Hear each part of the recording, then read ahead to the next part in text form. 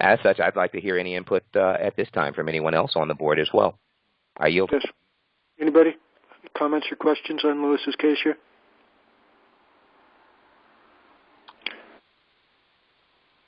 We don't.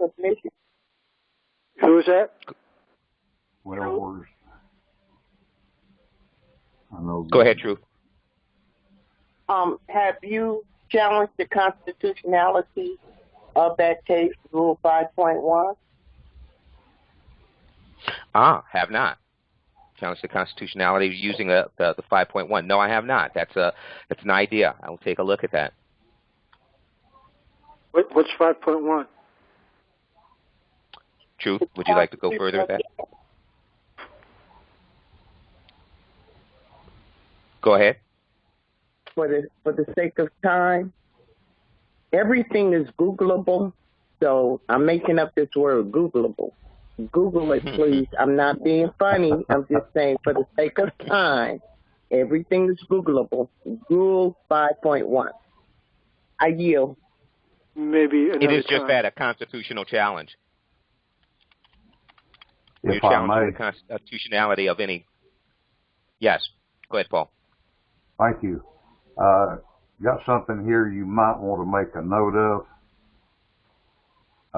Doing a Google Scholar search, and the case is Peterson versus Martinez, 10th Circuit Court of Appeals from 2013. And it states, and let me find the page number, 1214, on page 1214. And this paragraph starts, however, in the infamous Dred Scott case. So that language tells me right there that sometime prior to 2013, Dred Scott was held as no longer being of precedent value.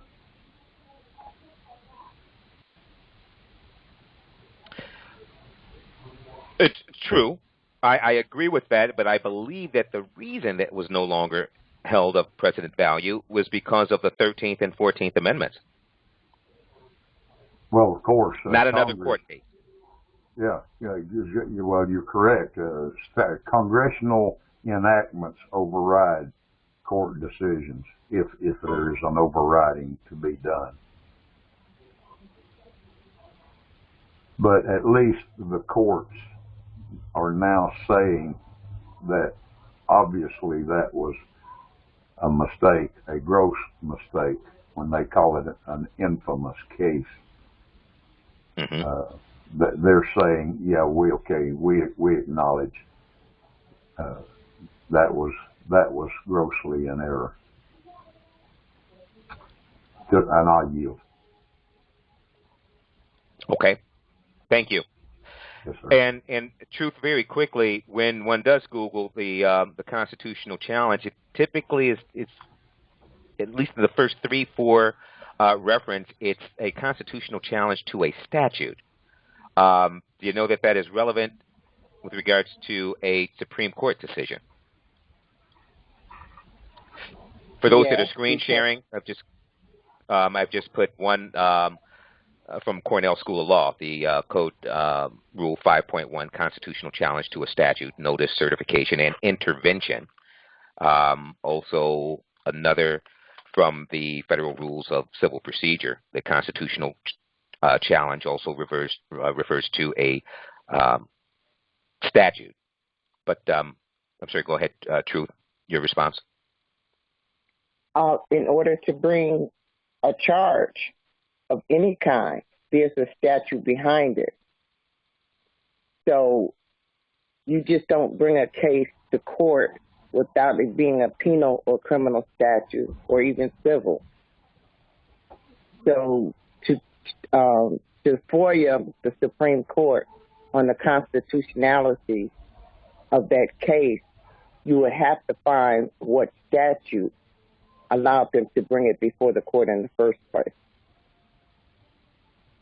Does that make sense? I yield.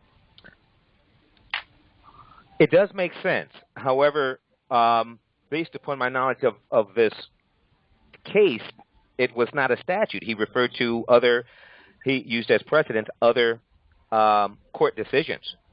And actually, they were winning the majority of those court decisions until this one, and this Roger B. Taney, because they were, as I understand it, the numbers of the Southern justices, and he wrote the opinion, and his opinion went extra far, if you will, with just that, his opinion. And I think those words ring true to some to this day. And that's where I'm going to take a look to see if I can satisfy Charles' request in terms of, jeopardizing other cases, but because I know they exist in housing.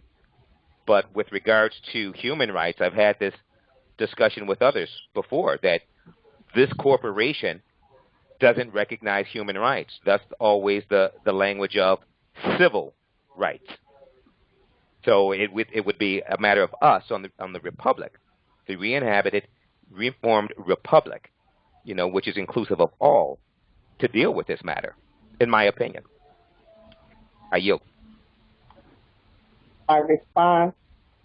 You use the word human rights. Are you aware that the Universal Declaration of Human Rights is a part of the federal Constitution, and it is a treaty?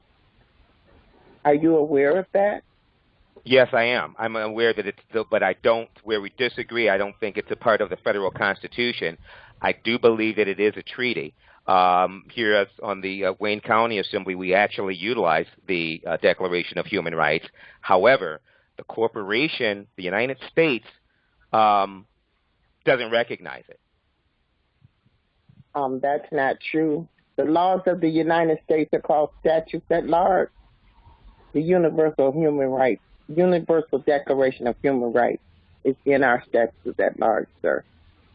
Then I would ask you to send me that statute at large, because I'm not aware of the Universal Declaration of Human Rights being, and again, we do refer to that. We utilize it here on the Wayne County Assembly, but I'm not aware of it within the statute at large. I yield. No problem. I will get that to you ASAP. Thank you.